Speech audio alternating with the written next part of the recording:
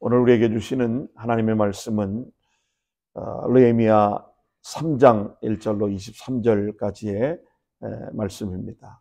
느헤미야 3장 1절로 23절 말씀입니다. 우리 함께 20절부터 23절까지 한 목소리로 함께 합독해서 읽겠습니다. 계시된 진리의 말씀을 읽는 중에 귀 기울여 주의 음성으로 들으실 수 있기를 바랍니다. 우리 같이 함께 합독하겠습니다. 그 다음은 삽배의 아들 바룩의 한 부분을 힘써 중수하여 성 구비에서부터 대제사장 엘리야십의 집 문에 이르렀고, 그 다음은 학고의 손자 우리아의 아들 무네못이 한 부분을 중수하여 엘리야십의 집 문에서부터 엘리야십의 집 모퉁이에 이르렀고, 그 다음은 평지에 사는 제사장들이 중수하였고, 그 다음은 베냐민과 핫숲의 자기 집 맞은편 부분을 중수하였고, 그 다음은 아나냐의 손자 마아세의 아들 아사랴가 자기 집에 가까운 부분을 중수하였고. 아멘. 오늘은 우리 라이트하우스 뉴저지 레드우드 교회가 창립된 지 2주년을 맞는 주일입니다.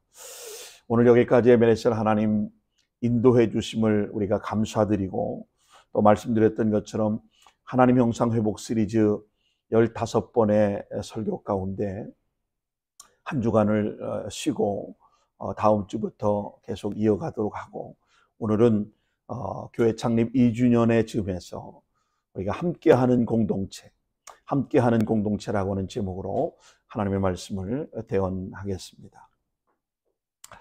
망해가던 미국 자동차 회사 클라이슬러를 재건하면서 경영의 규제로 일컬어졌고, 현대 산업 역사에서 미국 3대 자동차 업계 가운데 두 곳을 지휘한 경영인이었던 아이아코카 회장이 2019년 2월 향년 94세의 일기로 세상을 떠났습니다. 지금으로부터 약 5년 전에 세상을 떠나게 된 것입니다.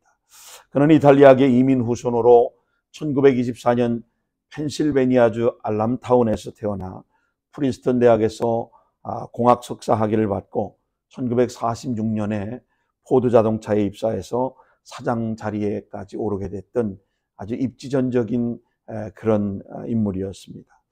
아이아코카는 1946년 포드에 처음 기능공으로 입사해서 자동차 업계와 첫 인연을 맺게 된 이후에 그 판매 사원으로 직책을 바꿔서 두각을 드러낸 그는 초고속 승진을 거듭한 끝에 약관 36세 부사장이라고 하는, 그리고 총지배인이 되었습니다. 포드 자동차의 부회장 그리고 총지배인의 자리에 1960년대에 오르게 된 것입니다. 그리고 아이아코카는 이후에 우리가 잘 아는 스포츠카 머스탱을 출시하면서 그로부터 약 10년이 지난 46세가 되던 1970년 포드 회장에 취임하게 되었습니다.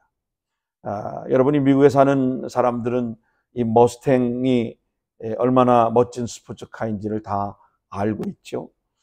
이 시대를 통틀어서 가장 주목받는 미국의 명품 스포츠카 자동차 가운데 하나로 평가받고 있는 것이 바로 머스탱입니다.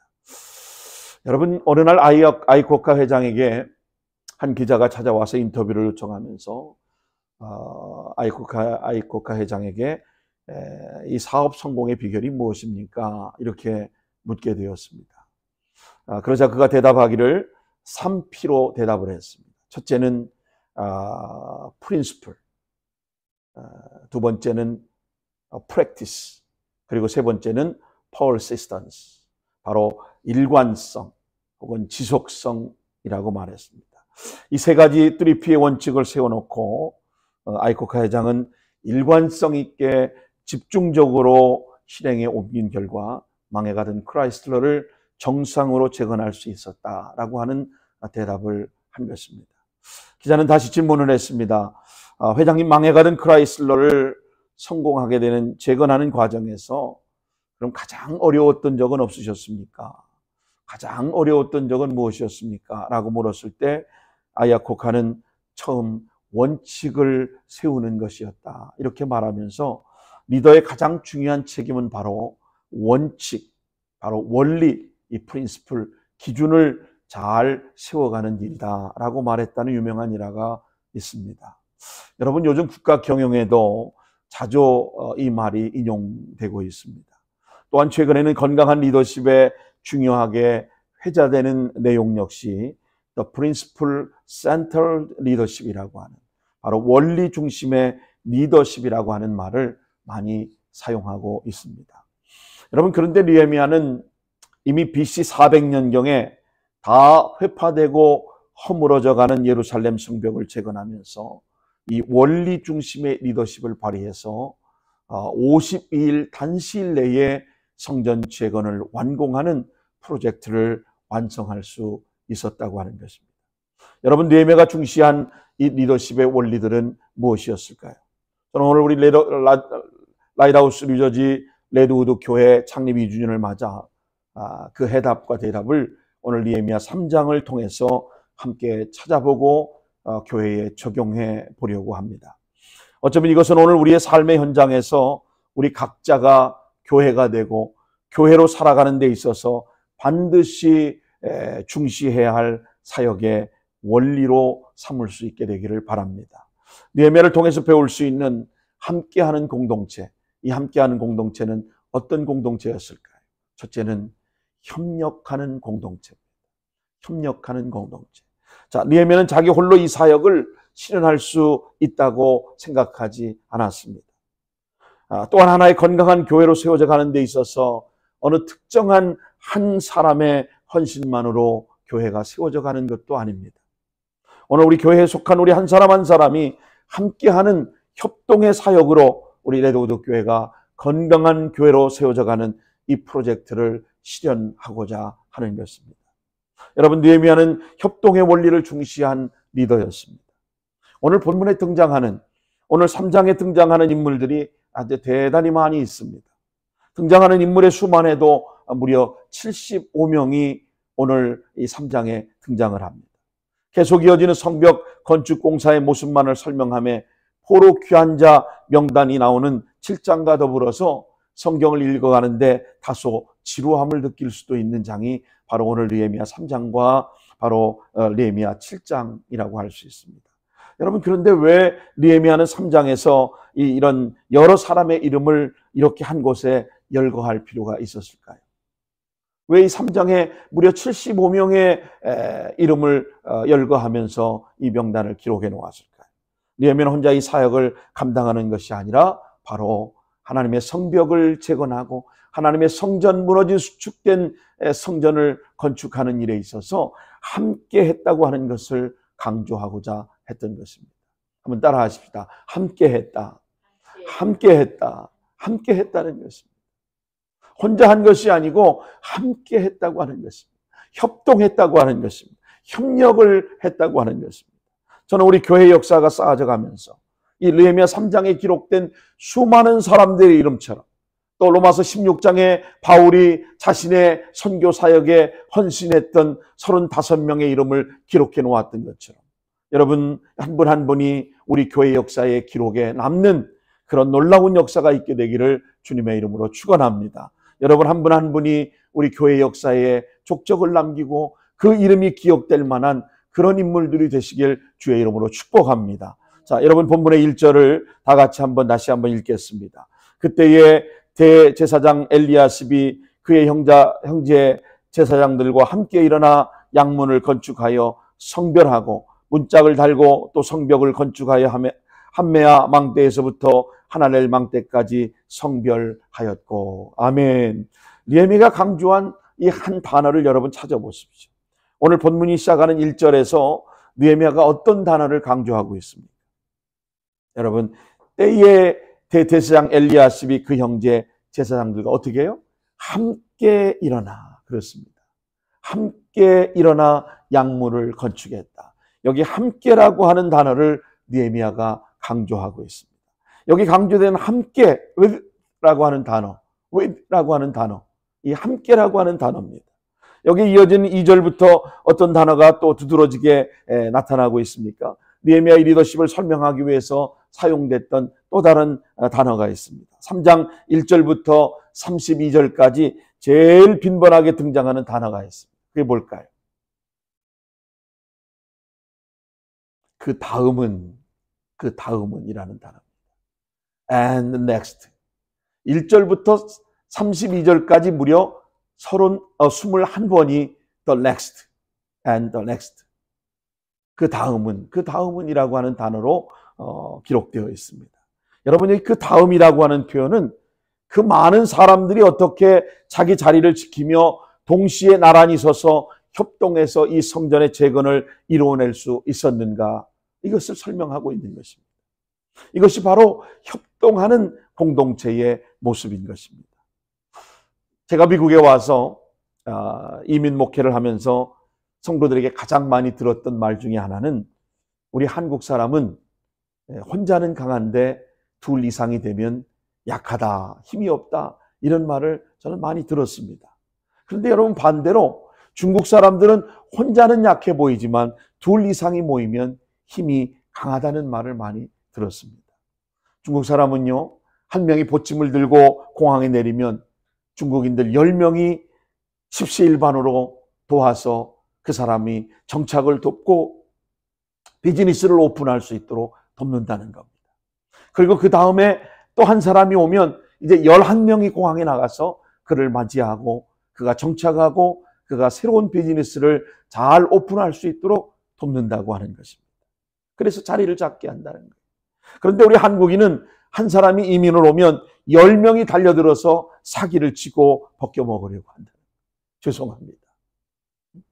또 다른 한국인이 오면 이번에는 11명이 달려가서 사기를 치고 그를 벗겨먹으려고 한다는 거예요. 좋지 않은 표현이긴 합니다만, 여러분, 한때 해외 동포들 사이에 돌던 얘기가 우리 한국인들의 리더십의 결격상 제1호가 바로 너무 이기적이고 협동의 정신이 부족하더라.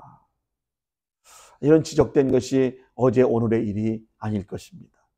이것은 우리의 언어에 담겨진 표현에도 보시면 알 수 있듯이 우리는 우리 가족, 그리고 우리 집, 우리 자녀, 심지어 우리 교회, 우리라고 하는 울타리가 참 좋은 말이지만 너무나 이기적인 모습으로 비춰진다고 하는 것.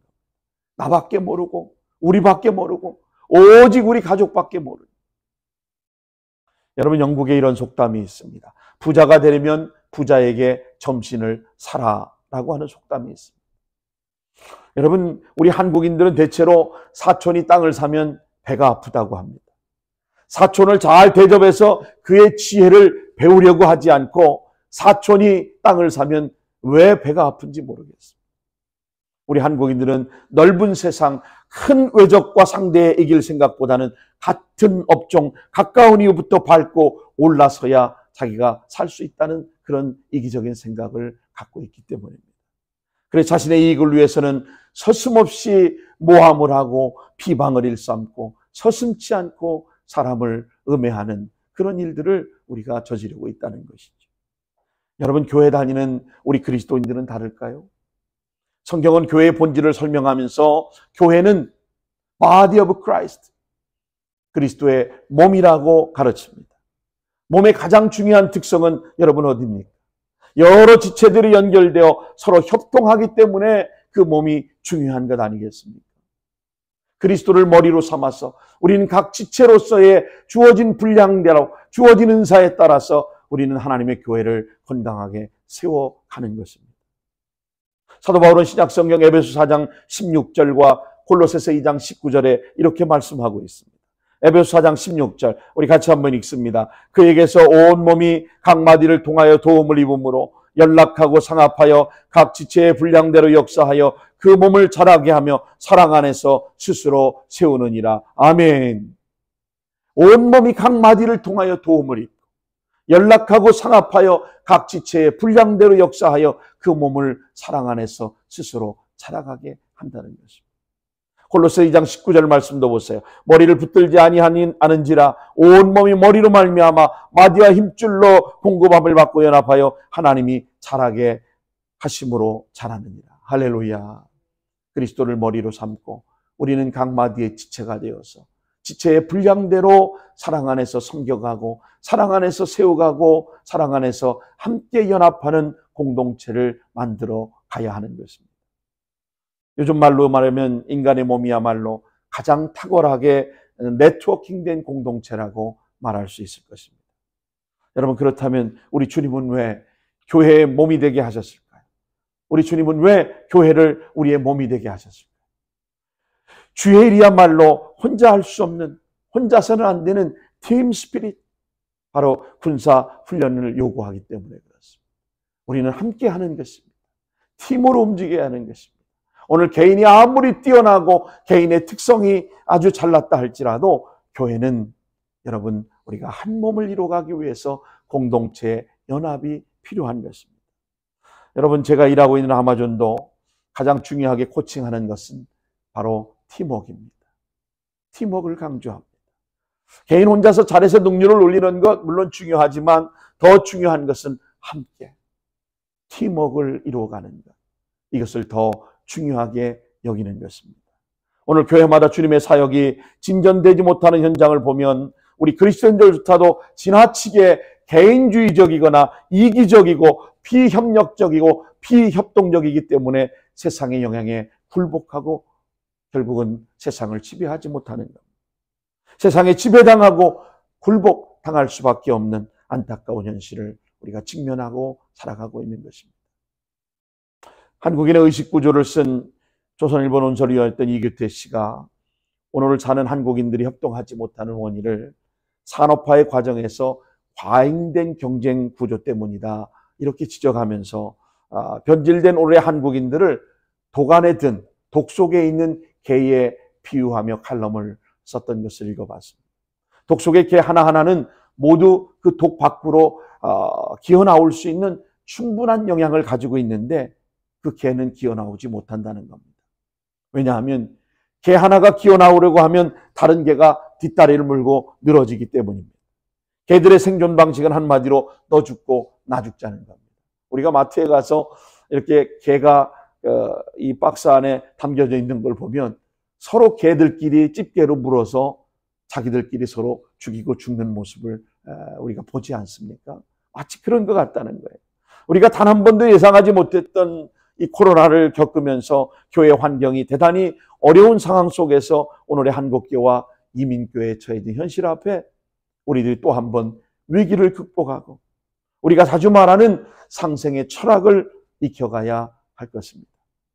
이것이 정치나 경제나 우리 사람들이 살아가는 모든 공동체 영역 안에서 보수든 진보든 또 여든 야든 남녀노소 또 가진 사람이든 갖지 못한 사람이든 지위 고하를 막론하고 빈부의 귀천을 다 떠나서 우리는 상생의 철학을 배우고 익혀가야만 하는 것입니다. 우리는 이것을 먼저 교회 공동체로부터 배워야 합니다. 바울 사도는 신앙의 원리로 바로 to each other, 서로의 원리를 소개하고 있습니다. 교회의 몸을 이루는 지체들이 서로 지원할 때 비로소 그리스도의 몸된 교회는 이 몸의 머리이신 그리스도의 지상 명령을 순종하고 실현하는 공동체가 될 수 있기 때문입니다. 우리 레드우드 교회가 이렇게 서로 협동하는 공동체가 될 수 있기를 주님의 이름으로 축원합니다. 느헤미야를 통해서 우리가 배울 수 있는 두 번째 함께하는 공동체는 어떤 공동체인가? 바로 은사 중심의 공동체입니다. 함께하는 공동체는 협동하는 공동체이고 또 은사 중심의 공동체입니다. 오늘 본문의 느헤미야 3장에 적어도 15가지 이상의 다양한 직종들이 성경에 등장을 합니다. 이들 모두 예루살렘 재건 사역에 동참한 사람들인데 흥미로운 것은 여러분, 이들 모두가 자기들이 일하게 될 사역의 자리를 책임지고 건축에 헌신했던 사람들입니다. 여러분, 1절을 다시 한번 보시죠. 제사장들은 양문 건축을 담당했다고 말합니다. 그때 제사장 엘리야십이 그 형제 제사장과 함께 일어나 양문을 건축했다. 이 양문을 영어 성경에는 sheep gate라고 되어 있죠. 이 양문은 제사장들이 제물인 양을 가지고 출입하는 문이 바로 양문이었습니다. 그 문의 용도를 누구보다 잘 알고 있던 제사장들이 그 문을 책임지고 건축했던 것입니다. 자, 3절을 보시죠. 3절에는 fish gate라고 나오는데 어문이라고 되어 있죠. 어문은 하스나의 자손들이 건축하여 그 들보를 얻고 문짝을 달고 자물쇠와 빗장을 갖추었다. 그렇게 기록하고 있습니다. 이 어문은 아마도 지금의 예루살렘 성의 북으로 향한 다메섹 문 근처였을 것으로 생각합니다. 바로 뒷문 쪽에서 오는 생선들이 이 문을 통과하여 시장으로 가서 팔렸던 것으로 보여집니다. 이 어문을 바로 하스나의 자손들이 잘 건축했다는 겁니다. 하스나의 자손들은 아마도 이 문을 가장 잘 알았을 것이고 이 문을 많이 사용하고 그 당시 어업에 종사했던 사람들로 그렇게 판단이 됩니다. 그래서 그 문을 건축하는 일을 바로 이 하스나의 자손들이 감당을 했던 것입니다. 그리고 대부분의 전문성이 없는 사람들은 오늘 본문의 23절을 보니까 자기 집 부분을 건축하는 일을 감당했다고 성경은 기록하고 있습니다. 자, 여러분 23절도 보시기 바랍니다. 그 다음은 베냐민과 핫숫의 자기 집 맞은편 부분을 중수하였고 그 다음은 아나냐의 손자 마아세야의 아들 아사랴가 자기 집에서 가까운 부분을 중수하였다. 그렇게 기록하고 있습니다.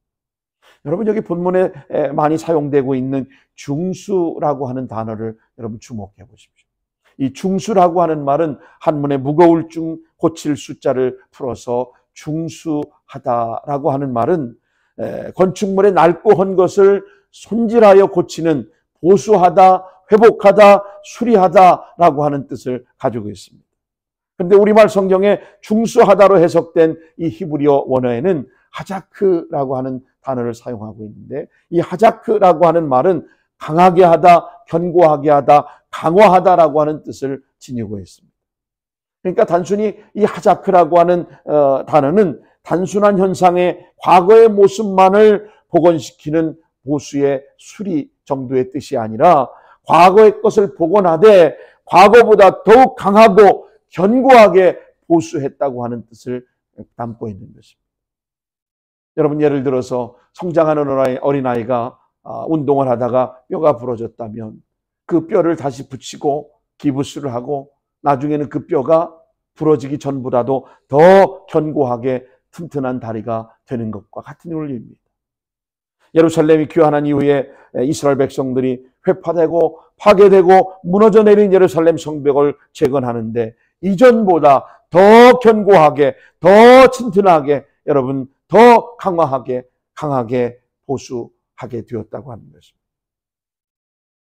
내가 사용할 부분을 누구보다도 내가 가장 잘 알고 있었기 때문에 그 부분을 내가 책임지는 형식으로 공사가 진행되었던 것입니다.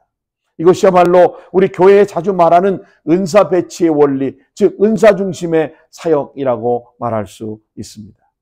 사도 베드로는 베드로전서 4장 10절에서 각각 은사를 받은 대로 하나님의 각양 은혜를 맡은 선한 청지기같이 서로 봉사하라 그렇게 말씀했습니다.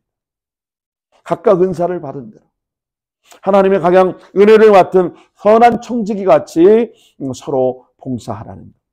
그리스도인의 섬김의 가장 중요한 원리 중에 하나가 바로 은사를 따라 섬기는 것입니다. 은사에 적합한 일을 여러분 우리가 어떻게 할 수 있을까요? 은사는 한마디로 내가 잘하고 좋아하는 것이면 그것이 바로 은사입니다. 교회 안의 사역에 있어서 내가 잘할 수 있고 내가 좋아하는 일을 지치지 않고 지속적으로 할 수 있는 것, 그러면 그것은 하나님 내게 주신 은사인 것입니다. 그래서 우리 흔히 은사라고 말할 때는 여러분 내가 좋아하고 잘할 수 있는 이 두 가지가 다 충족되어야 그게 은사입니다. 제 아내는 음식을 만드는 걸 참 좋아합니다. 그런데 그 음식을 또 잘 만들기도 합니다. 그래서 우리 아내는 바로 음식을 만드는 것이 아주 최고의 은사입니다. 여러분 저는 음악을 좋아합니다. 근데 음악을 좋아하지만 제가 음악을 잘할 수가 없습니다. 박자도 틀리고 악보도 잘 못 보고 그런데 그런 제가 성가대에 내가 솔리스트를 하겠다고 지휘자에게 땡깡을 부리고 또 제가 지휘를 하겠다고 여러분 나선다고 하면 그 음악이 어떻게 되겠습니까?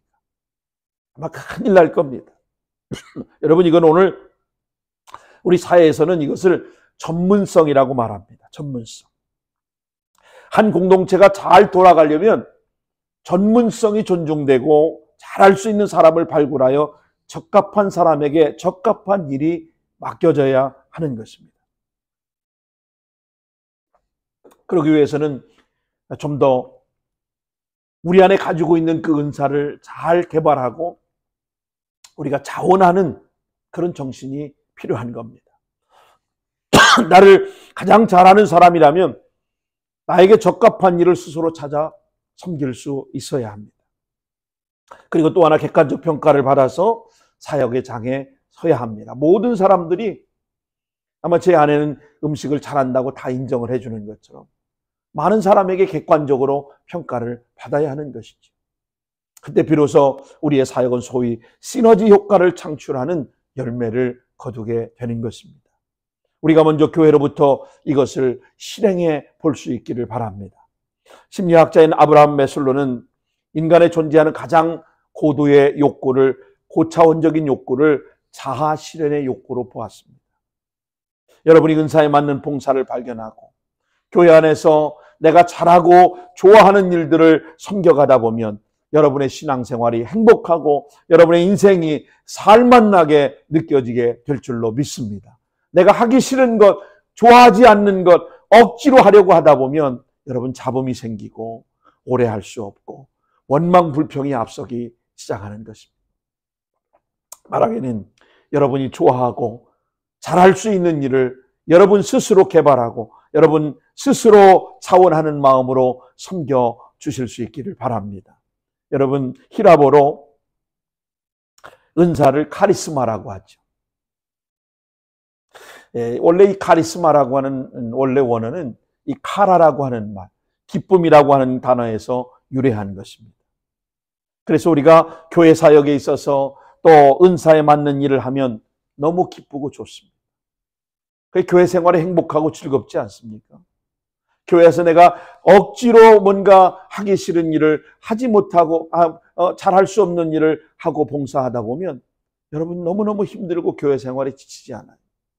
그러나 내가 잘할 수 있고 좋아하는 일을 내가 이 일을 잘 겸손히 감당하다 보면 내 안에 카라, 이 기쁨이 샘솟게 될 줄로 믿습니다. 여러분 느헤미야는 이런 은사의 원리를 잘 사용해서 적재적소에서 지도자들을 일하게 함으로 폐허되었던 예루살렘 성전 재건을 단 52일 단시일 만에 대업을 실현할 수 있게 만들었던 겁니다.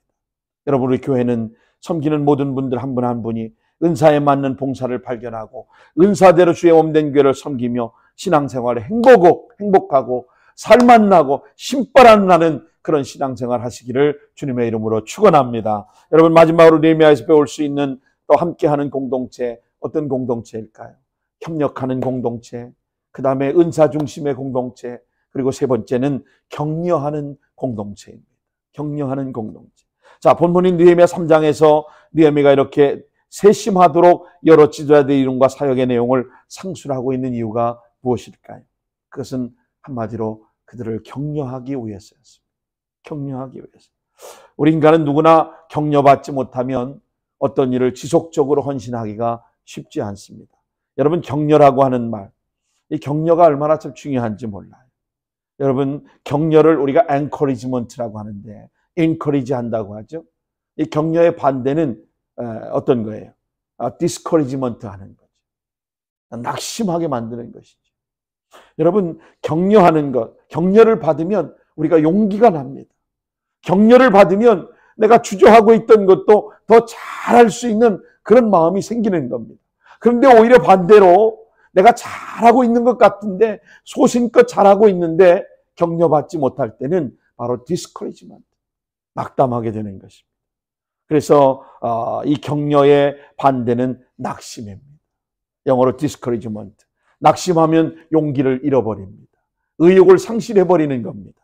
여러분 그래서 히브리 기자는 히브리서 10장 24절에 서로 돌아보아 사랑과 선행을 격려하라. 할렐루야. 서로 돌아보며 사랑과 선행을 격려하라는 겁니다. 여러분 서로가 격려해 주시기를 바랍니다. 우리 공동체는 서로를 격려하고 서로를 인정하고 서로를 존중하고 축복해 주는 그런 공동체가 되기를 주님의 이름으로 축원합니다. 중요한 것은 한 가지 꼭 여러분 기억하셔야 합니다. 서로를 돌아보고 격려하는 목적이 그 영혼을 위해서, 교회를 위해서 유익이 되도록 격려해야 된다는 사실입니다. 사사롭게 자신의 유익을 위해서 얕은 개인의 감정 때문에 행해지는 일이라면 당장 그만둬야 합니다. 그런 돌봄과 격려는 안 하는 것만 못합니다. 하지 않는 것만 못하기 때문입니다. 인간은 어리석게도 누군가에게 사랑을 받지 못한다고 생각할 때 다른 어떤 방법을 통해서 자신의 존재를 심어주고 자신의 존재를 드러내려고 합니다. 그래서 보이지 않게 자신의 존재감을 확인시키고 어떤 상황이 발생하면 자신에게 유리한 쪽으로 소위 사람들을 움직이게 하는 주도면밀한 공작을 하고 다니는 겁니다. 교회 안에 이런 사람이 있으면 안 됩니다. 당신은 망합니다. 그런 당신은 망하게 됩니다. 하나님께 인정받고 하나님에게 사랑받으려고 하고 하나님의 눈에 띄도록 살아야지 약삭빠르게 사람의 눈에 띄려고 사람의 인심을 구걸하는, 사람의 마음을 사려고 부질없는 선심을 쓰는 그런 행동을 하다가 언젠가는 반드시 그것 때문에 족쇄가 돼서 망하게 된다는 사실입니다. 여러분 꼭 기억하십시오.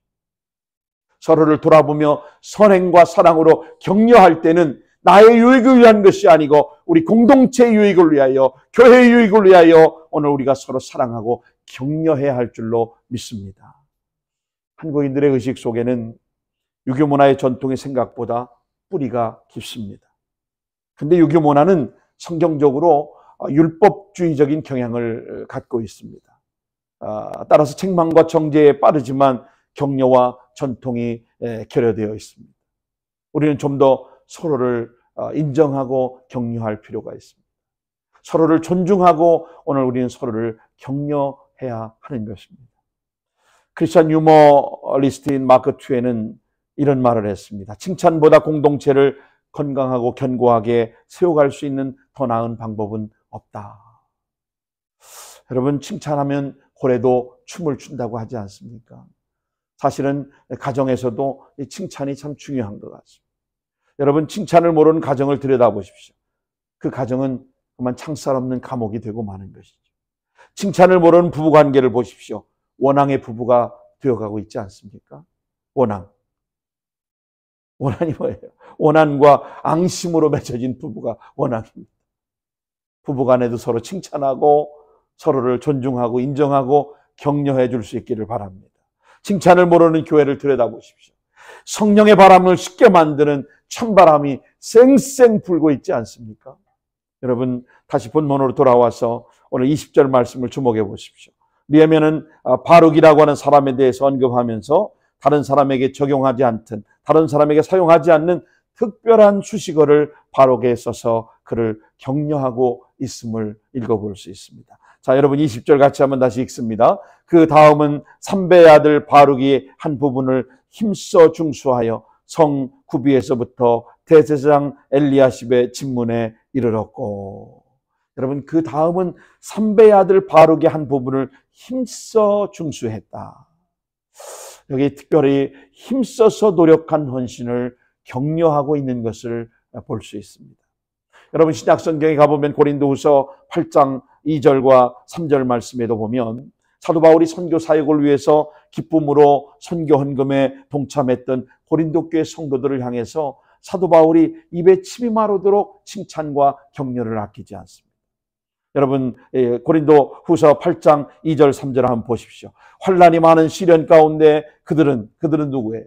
고린도 교회 성도들을 말하는 넘치는 기쁨과 극심한 가난이 그들의 풍성한 연보를 넘치도록 하게 만들었다.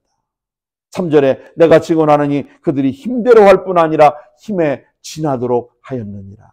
아멘. 느헤미야를 격려할 때도 또 사역의 효율성을 증대시킬 수 있었던 것은 그의 격려가 감상적인 것이 아니라 진지한 격려였기 때문이라는 것이죠. 고린도 교회를 격려하며 칭찬했던 사도 바울 역시 그들을 알아줬습니다. 환난과 시련을 겪으면서 극심한 가난 가운데 있지만 그래도 사도 바울의 선교 사역에 헌신하는 일을 위하여 넘치는 기쁨으로 힘에 지나도록 기꺼이 헌신했던 그 고린도 교회 성도들을 격려하고 칭찬하고 있는 사도 바울의 모습을 보게 되는 것입니다. 우리의 격려가 이토록 사실에 입각하지 않는다면 그것은 일시적인 효과를 가져오는데 불과할 것입니다. 그러나 우리의 격려가 신실하신 우리 주님이 주시는 마음으로 사실에 입각해서 지속적으로 격려할 수 있게 되기를 주님의 이름으로 축원합니다. 지속적으로 사실에 입각해서 격려할 때 그 영혼이 살아나게 될 것이고, 그 영혼이 힘을 얻고 엔커리지먼트를 받고 그가 더 귀한 사역을 감당해낼 줄로 믿습니다. 그런가 하면 느헤미야는 오늘 3장의 사역을 소홀히 한 사람에 대해서도 아주 냉정하고도 객관적인 평가를 동시에 내립니다. 자, 여러분 5절을 보십시오.